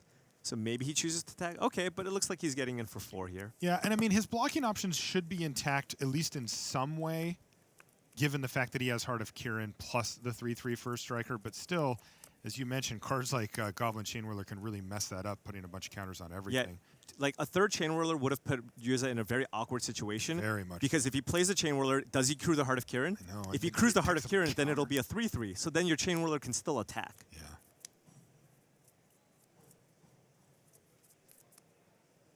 As it turned out, that was not what Romão had anyway. Instead, he had a pair of 2-drops, Scrap Heap Scrounger, and his own copy of Heart of Kiran, but no attacks available.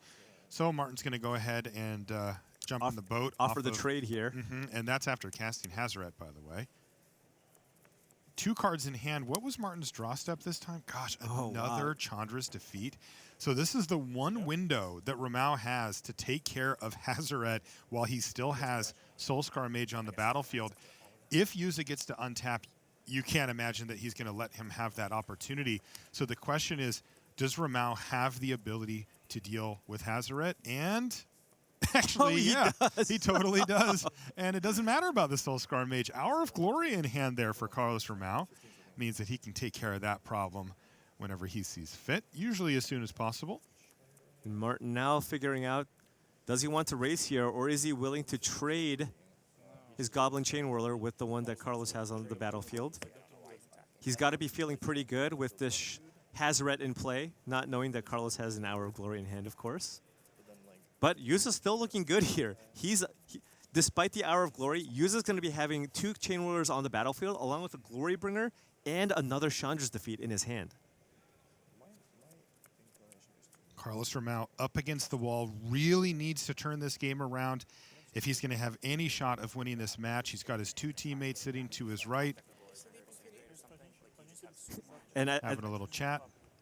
Yeah, and I'm sure given the discussion, I feel like Team Hareruya Latin can also more or less try to piece together what they have in hand as well. But doesn't matter too much because at this point, Carlos doesn't have a lot of cards in hand. Oh, and there is the land. Land for that Glory Bringer if Martin wants to go for it.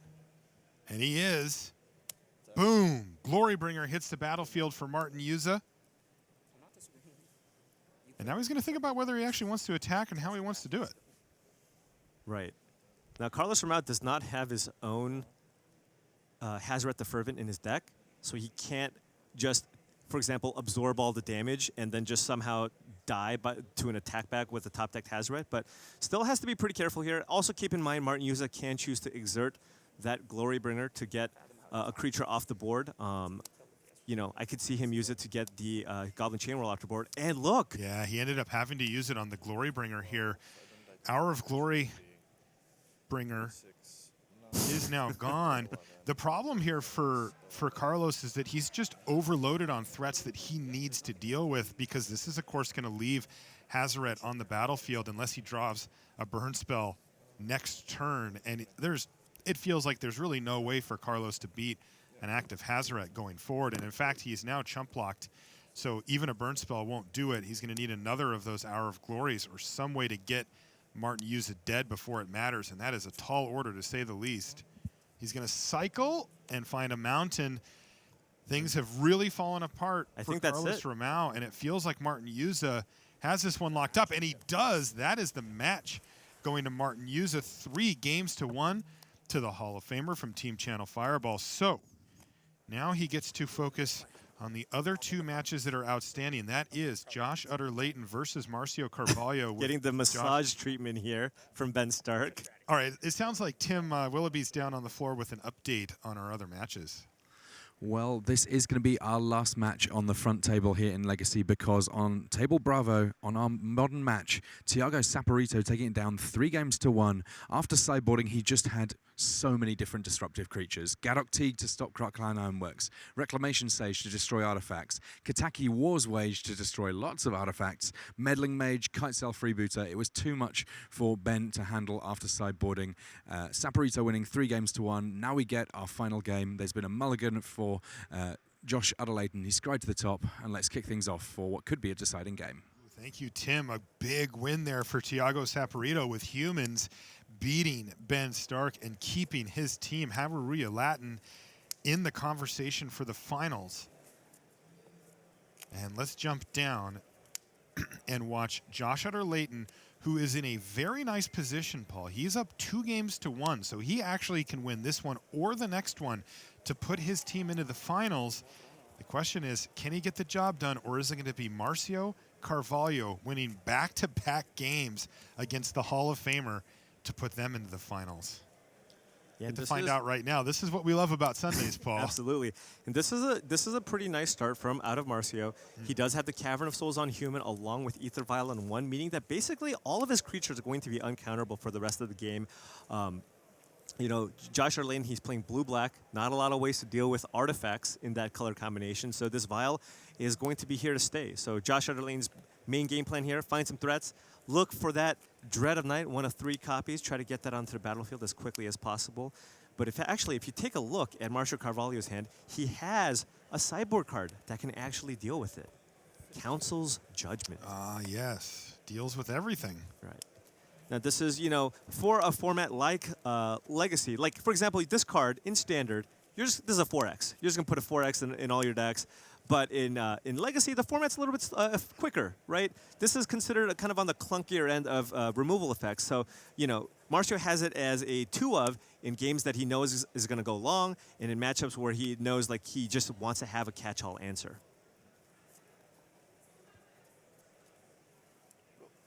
So Marcio currently stalled on 2 lands, so unable to cast Council's Judgment. But he's got that Aether Vial in play, which will basically allow him to kind of slowly deploy all the threats in his hand. Insect Elaboration, immediately transforming. That is something that you expect when your opponent plays a Brainstorm and they have a Delver of Secrets out, so no big shock there. The question is this thing actually going to start hitting for damage, or are we going to see it get Swords to Plowshare? Yep. Pick up a piece of farm equipment and get you packing because you've been exiled. And that's a big deal, right? Josh, if he can have that thing survive, can really kind of ride that to victory. And as it stands now, he's left to rebuild his attack force, and he's going to kick things off with Brainstorm to do so. Yeah. It also, puts him further away from casting a Death Shadow this turn, as he did cast these Swords of Plowshares. But Josh with, the nice combination of Brainstorm with Fetch Land, just continuing to sculpt his draw, getting the right threats into his hand, filling up his graveyard for Gurmag Angler. And he's got a lot more here. He finishes resolving Brainstorm and then casts Ponder. And the truth is, he didn't like those 2 cards. So he's going to take a quick look at what the 3rd one was down and then get that shuffle, which is just one of the other big benefits to Ponder, is that if you really need to shuffle your library, it will do that as well. And of course, you get the card back anyway. So Marcio with actually a fairly interesting hand there. If you notice, he only had 1 creature in his hand. So weird. So I imagine he's going to put that Vial onto 3. He does have a Recruiter of the Guard, which you can use to start, chaining some creatures together. Mm-hmm. He does have a Cavern of Souls in play. Well, here's a nice one. Sword of Fire and Ice. Not going to do anything at the moment, but you see that Vial on 3, as you mentioned a minute ago, Paul. Recruiter of the Guard could be on the battlefield already by the time he starts his next turn. And Josh Utter-Leyton with a handful of threats, but I see a Death Shadow in his hand, but he's not very close to casting it yet, as he's currently sitting at 18 life. When in doubt, Brainstorm. When in doubt, Brainstorm, and he did find a fetch land, which is going to be very nice. It allows him to fetch Shock, get him closer to playing the Death Shadow, and also get rid of some undesirable cards that he has in his hand. Well, he really wants to find a Dread of Night, because one of the interesting things that you can see Marcio setting up here is that he can play a card like Recruiter of the Guard, which on the battlefield is just a 1/1. It does basically nothing, but now that he's resolved Sword of Fire and Ice, Josh is really going to be forced to respect basically every single creature that Marcio is able to put on the battlefield, and that changes it, because normally Josh could just ignore the Recruiter of the Guard itself. He could just say, sure, it'll chump block once down the line, or I'll take a couple of damage on it, no big deal. But that's just not going to be the case thanks to his equipment there. And while Josh does have multiple removal spells at his disposal at the moment, it's going to be hard to imagine that he can kill everything that Marcio puts out without the help of Liliana or Dread of Night. Yeah, so now after this Brainstorm, this looks like it looks very likely that Josh is going to go for the Gurmag Angler here. He's got 6 cards in his graveyard, it looks like. He can play Gurmag Angler, still keep up Fatal Push, or you cast Snuff out. And yeah, that's what he's going for. That helps. Right. When he chooses to play Delver, so now, Carvalho sees the situation. He's like, all right, I get to vial in a card here, and then potentially even equip Sword of Fire and Ice. Although a Sword of Fire and Ice, Recruiter of the Guard will not be able to attack through that Gurmag Angler still. But he can choose to get. Well, look at the sequence that Marcio's setting up here. He went and got Palace Jailer. He can now tick his vial up to 4 if he'd like. Put in the Jailer, get rid of the Angler, and still have mana to equip the sword, and that will attack through right on past that Delver here, Paul. Right, but Josh Utter-Leyton does have that snuff out in his hand. Yes, and that is going to be clutch here. But it still doesn't feel good using a snuff out on a recruiter of the guard. No. And he can still cast it whenever he wants, and he's going to snuff out here. It's a huge deal because it means that Josh gets to keep the Delver of Secrets on the battlefield. And that's a big game, especially if he can transform it and get in. Because then he could steal the Monarch back. He can. So does he have something like a Brainstorm? Because he doesn't know the top card of his deck, right? I don't think so. So he really wants to hit here. Doesn't look like a hit. Doesn't look like a hit. It doesn't, does it? No.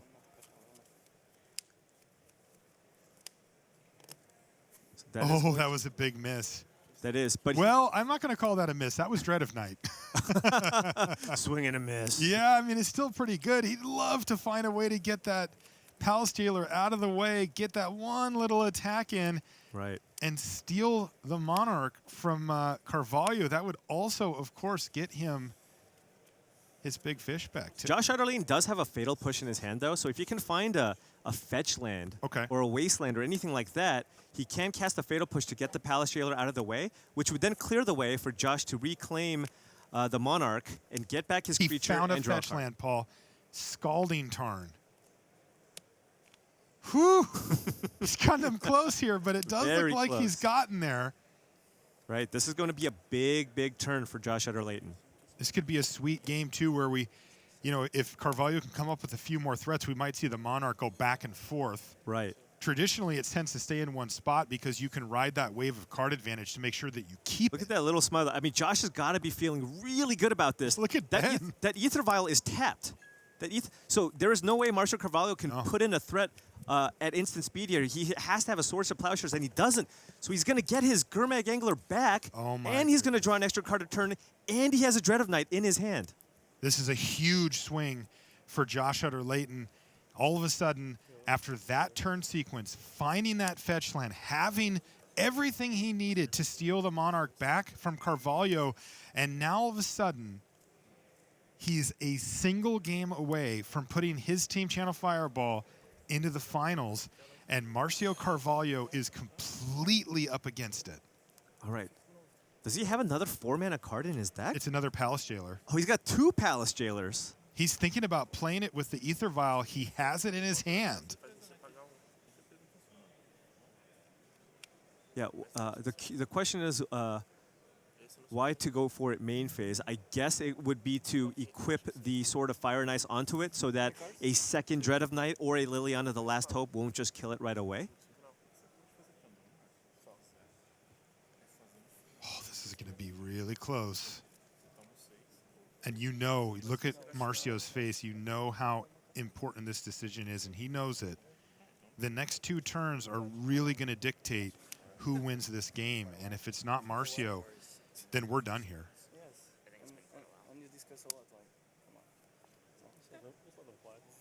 He has Path to Exile, Paul.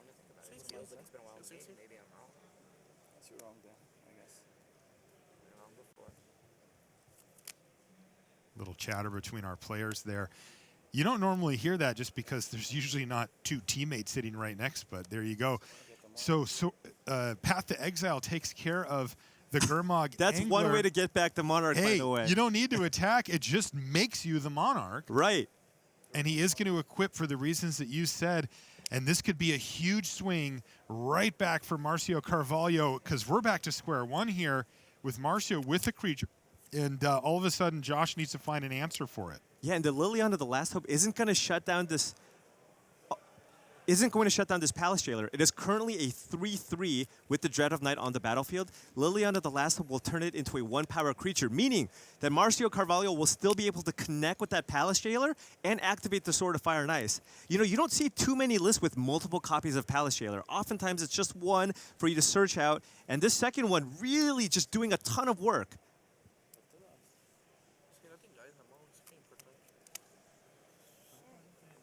Josh is just looking at his hand. He doesn't look like he has any great options.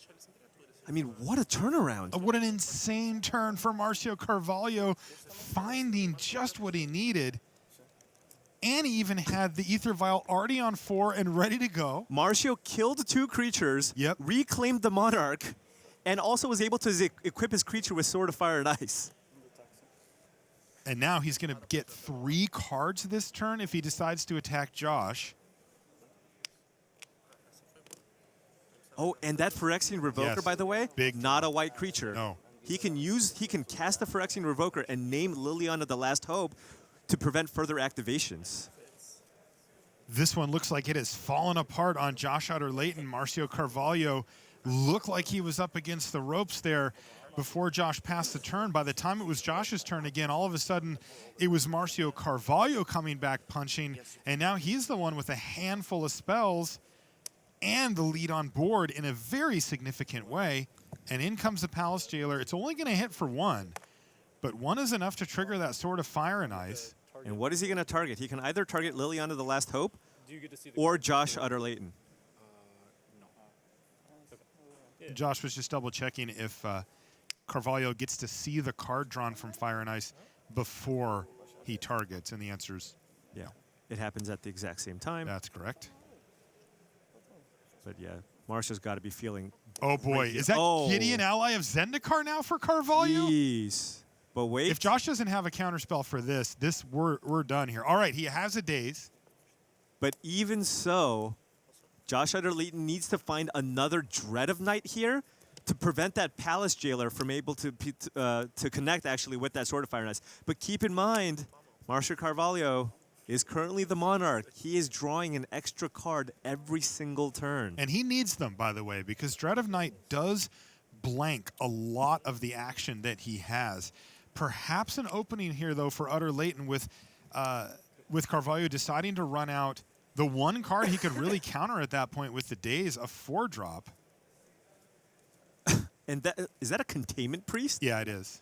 So the only reason why I can think of that Marcio would bring in a card like Containment Priest is that it survives Dread of Night. It is a white creature that survives Dread of Night, and he has a ton of 1-toughness creatures in his deck already. Look at the hand from Carvalho.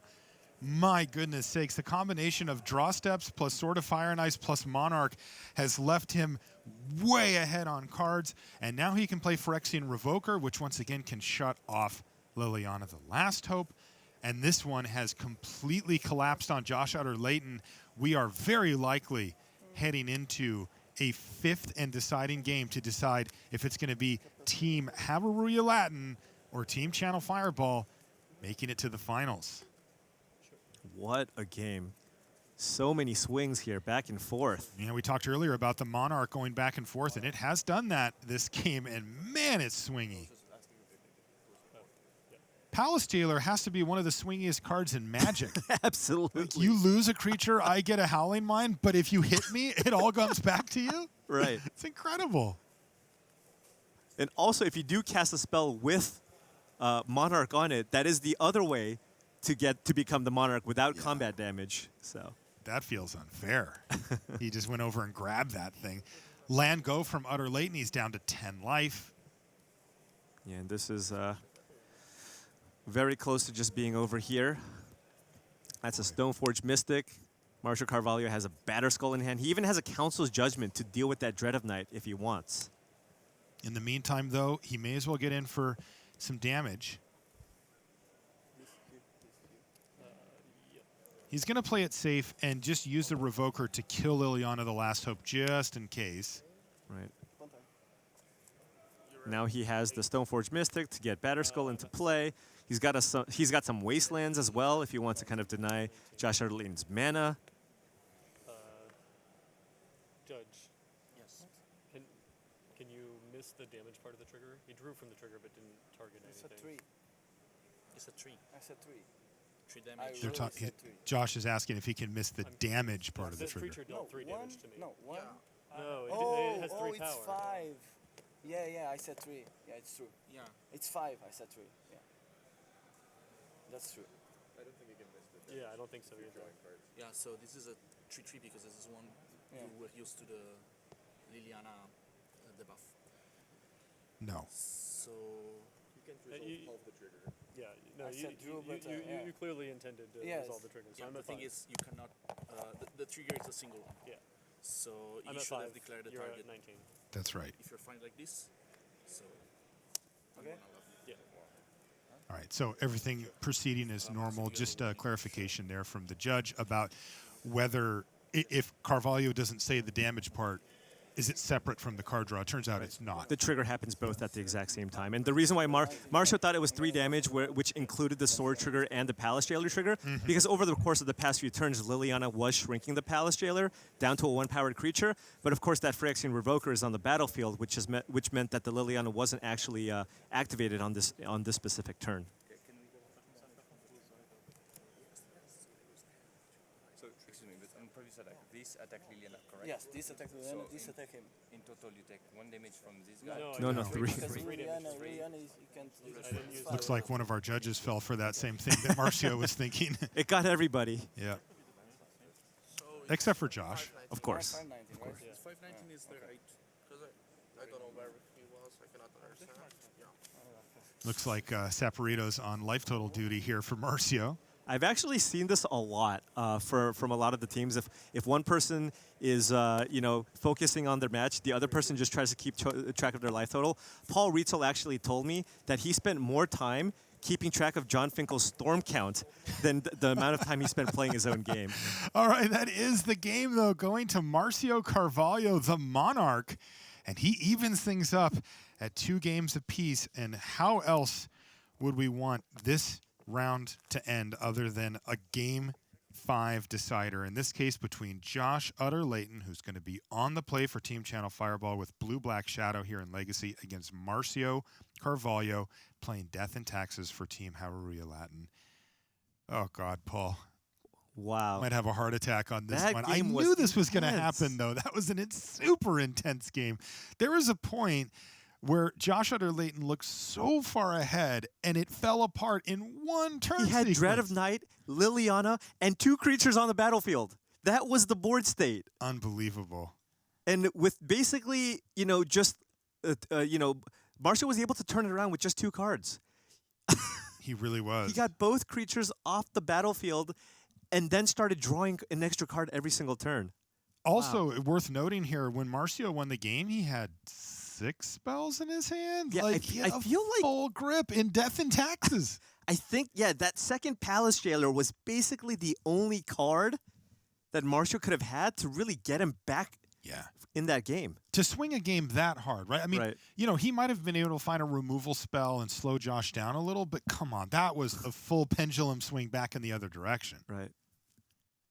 Josh also will have to remember found a way to swing it back in his and then right back in the other direction again, and it didn't swing away.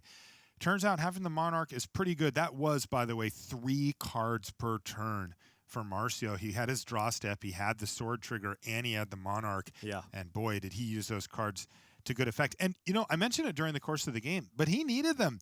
That was a game where Death and Taxes faced down Dread of Night and Liliana the Last Hope and won very easily. Well, that's the thing. Like, raw cards will do it a lot of the time. This Death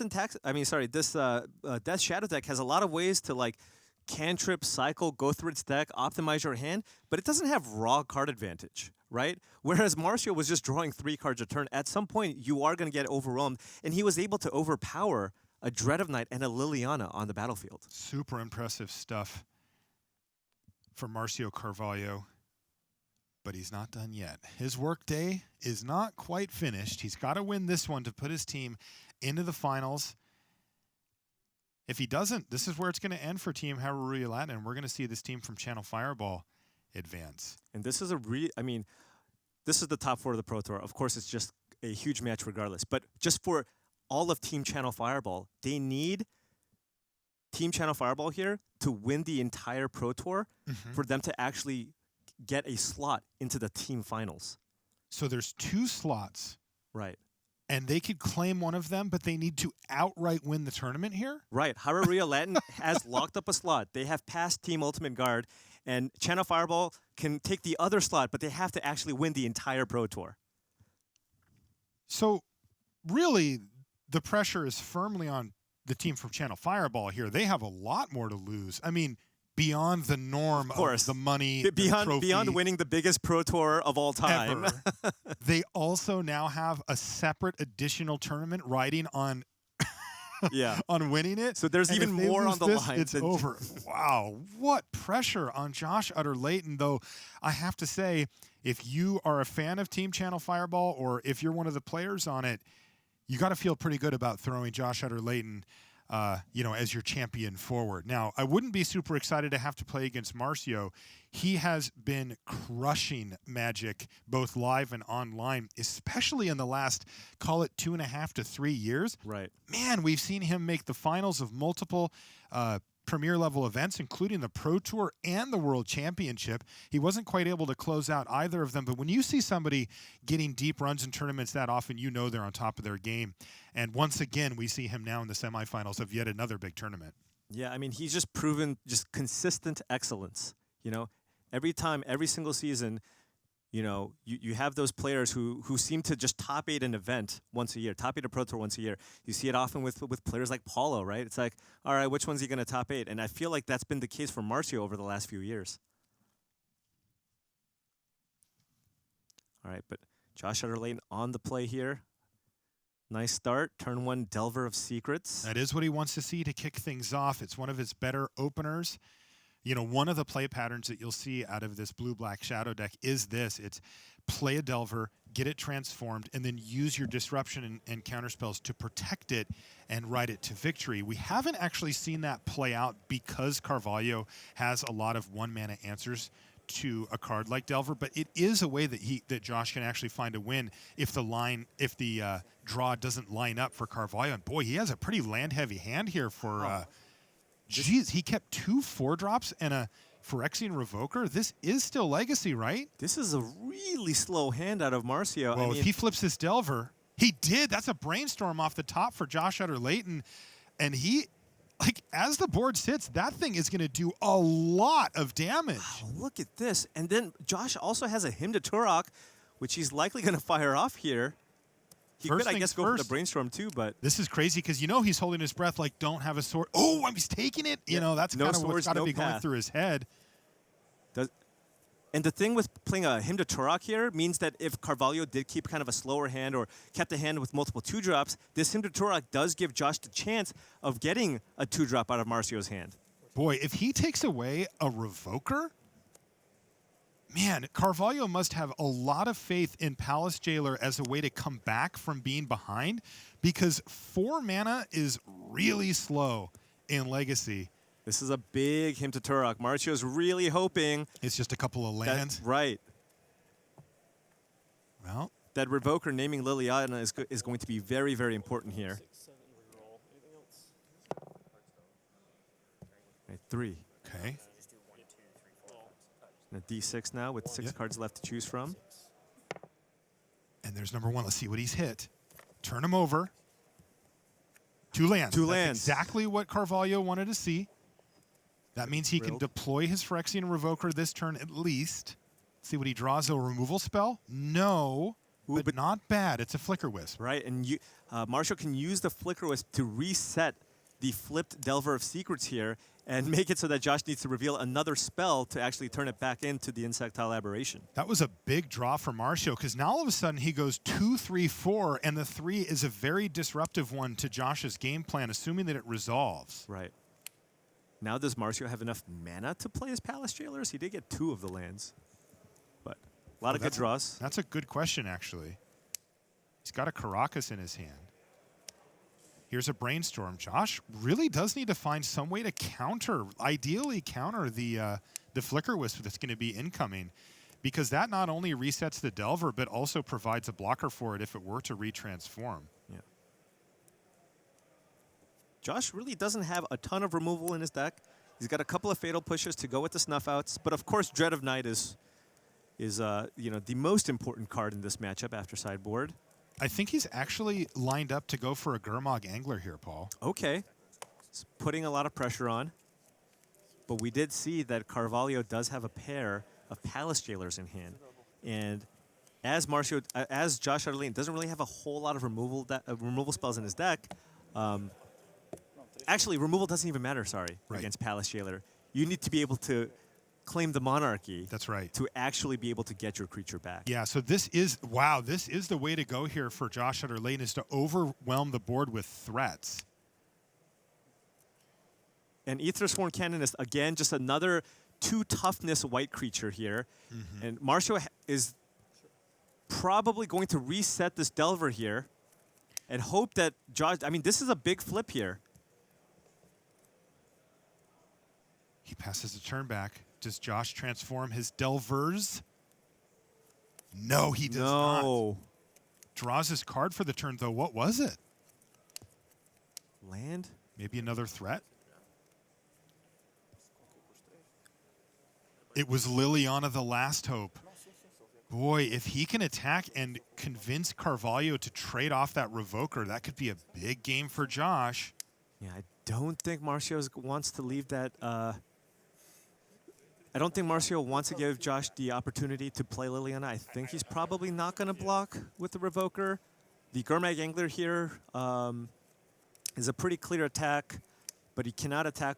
He can choose to attack with the Delvers here. Just send him in. Just get in for damage. I mean, the one issue, you know, that Josh has to consider is that Carvalho could double block on the Gurmag Angler if he really wanted. Okay. He's going to double block like this instead, and that means that Josh does get to play Liliana the Last Hope and gets in for 5 damage. But now the Palace Jailer setup is very real if Carvalho can find a land. But this sets up Josh pretty well here. He can actually play Liliana minus get back Delver and then play the Delver. So even if Carvalho goes land Palace Jailer on your Gurmag Angler, if Josh is able to flip the Delver, he can get the Monarch back. Wow, this is a really, really fun game to watch. Super swingy, super close.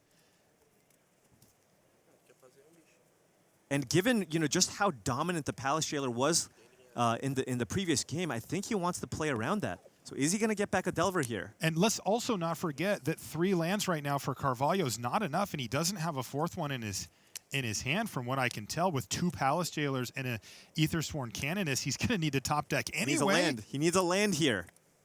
He hit there it is. Rishadan Port off the top of the library.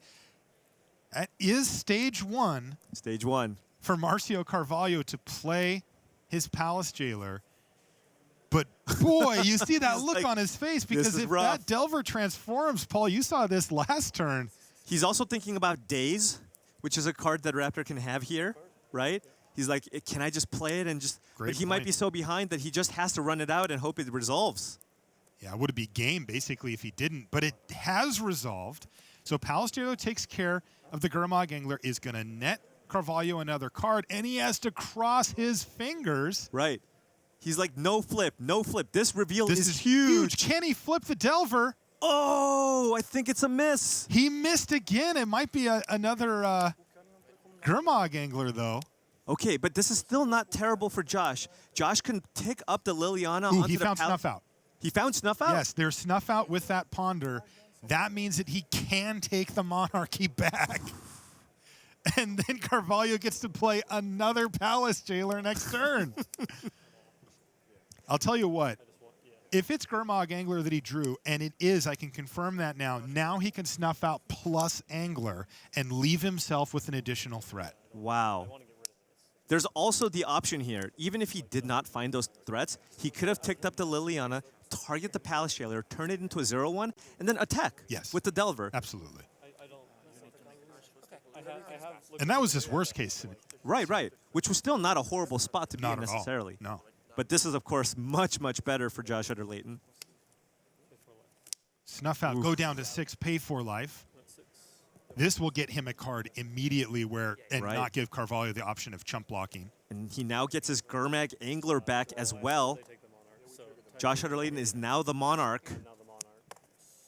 And he gets the Angler. And he can play another Angler.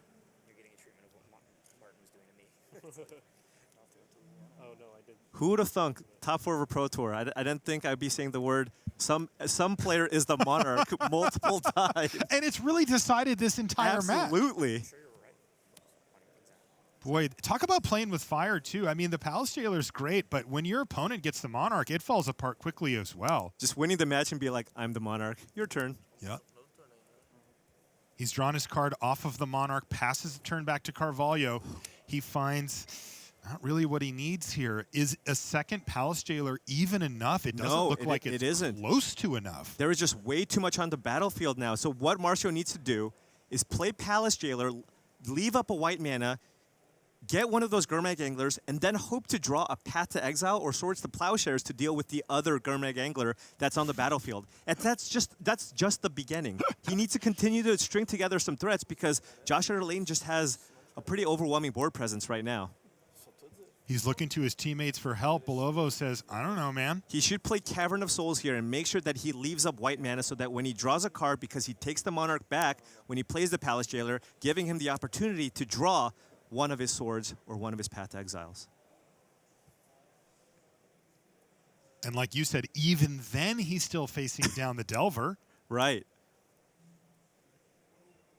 So take one of those and get the Monarch back. Now what this is going to do is get him a card. And he needs a removal spell here or he's just going to be chump blocking.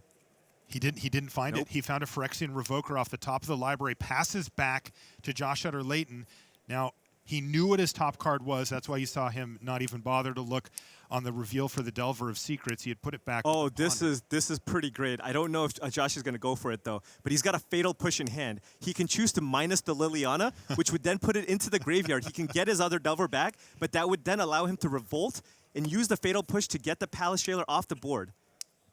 But I don't think it will be lethal just yet because Marcio is currently sitting at 8 life. Yeah, so what he can do instead is just plus Liliana attack with both. Right. That will get him the Monarch back, assuming that Carvalho hasn't drawn a removal spell. Now, we know he hasn't, but Josh, of course, is looking at that Plains over there like, okay, what happens if? Right. But I feel like if Marcio drew a removal spell, he likely would have used it when he drew the card at the end of his turn. I thought so, too. You don't want to give Josh He is going for that play that you described, Paul. Fatal Push. This would effectively guarantee that he gets the Monarch back. Right. Thanks to Fatal Push and having 2 threats, so that even if one were to get killed, he would be getting in. And as it stands, neither are getting killed. Carvalho's falling down look to at this 2, board. and that's the Monarch right back at you, as well as another Gurmag He can play Death Shadow here too if he wants. He's down to 4. You know the list. You can play 2 more creatures. Look at this board. And there's no outs for Marcio Carvalho. Josh Utter-Leyton and Team Channel Fireball advance to the finals. That was just the semis. What an epic, epic match.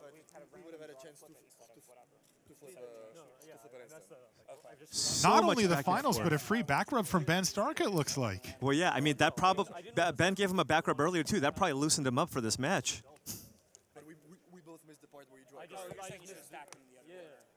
Right. So they were actually talking about a minor misstep that Josh Utter-Leyton made is he got the Monarch and he set up his Ponder in a way where he drew a spell. So the card that he revealed off the top was not a spell. If he flipped it, he would have actually flipped the Delver that turn, which would have ensured that he had lethal damage on that attack. Okay. So even in situations where they win and make it to the finals, they're like, we still misplayed. Yeah. We could have played a little bit better, but what a match. It's so funny. That is the mentality of a professional Magic player. They just made the finals of the Pro Tour, and they're dissecting a little misplay they made on the way there.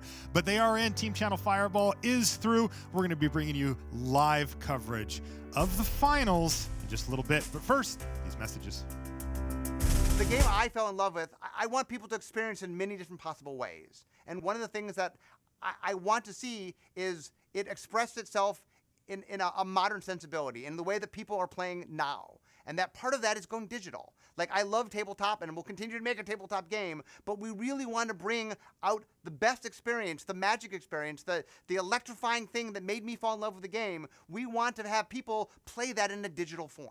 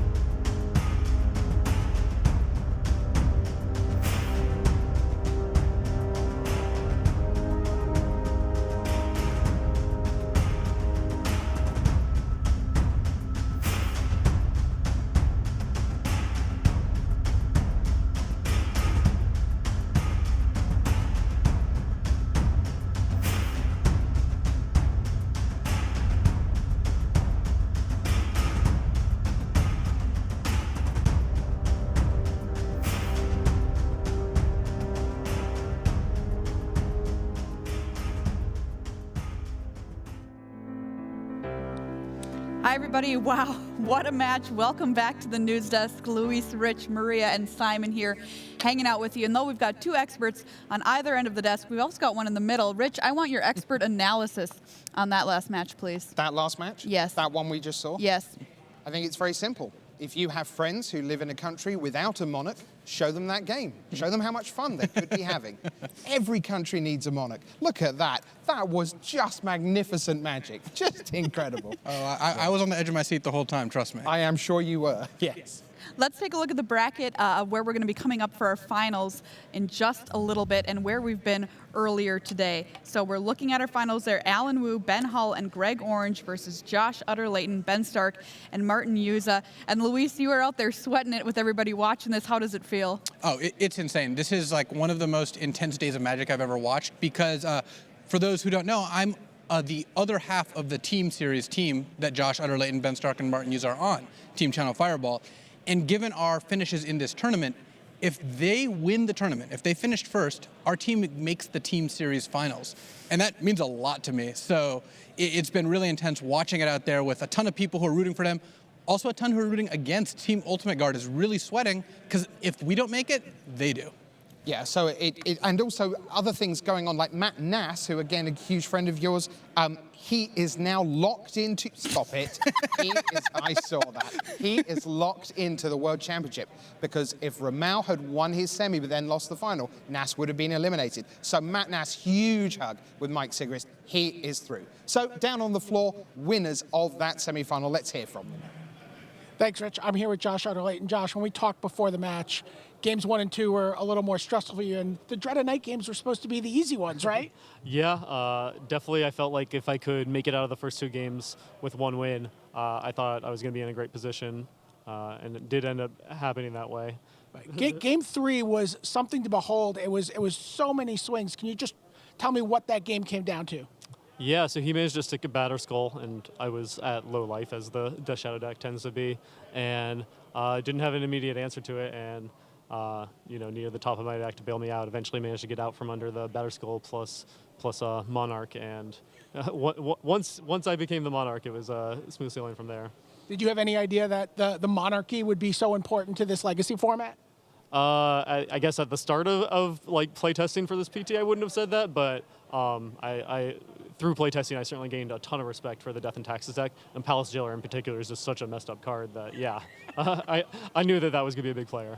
All right, he said he had to rely on the top of the deck. Fortunately, the top of his deck is a little deeper than the other tops of people's decks with all the card selection he has in his deck. I'm going to let him go get ready, though, for the finals. Josh, thanks so much for taking a couple minutes to talk to us. Congrats on getting Matt Nass to the World Championship. Now you got a little bit more work to do here. One more match match. to get me there. Good luck. Thanks so much, BDM. Well, if you weren't around this morning, we did a beta deck crack-a-pack here, Marshall and BDM, in our feature match area. We also did a beta draft at Gen Con. Let's take a look.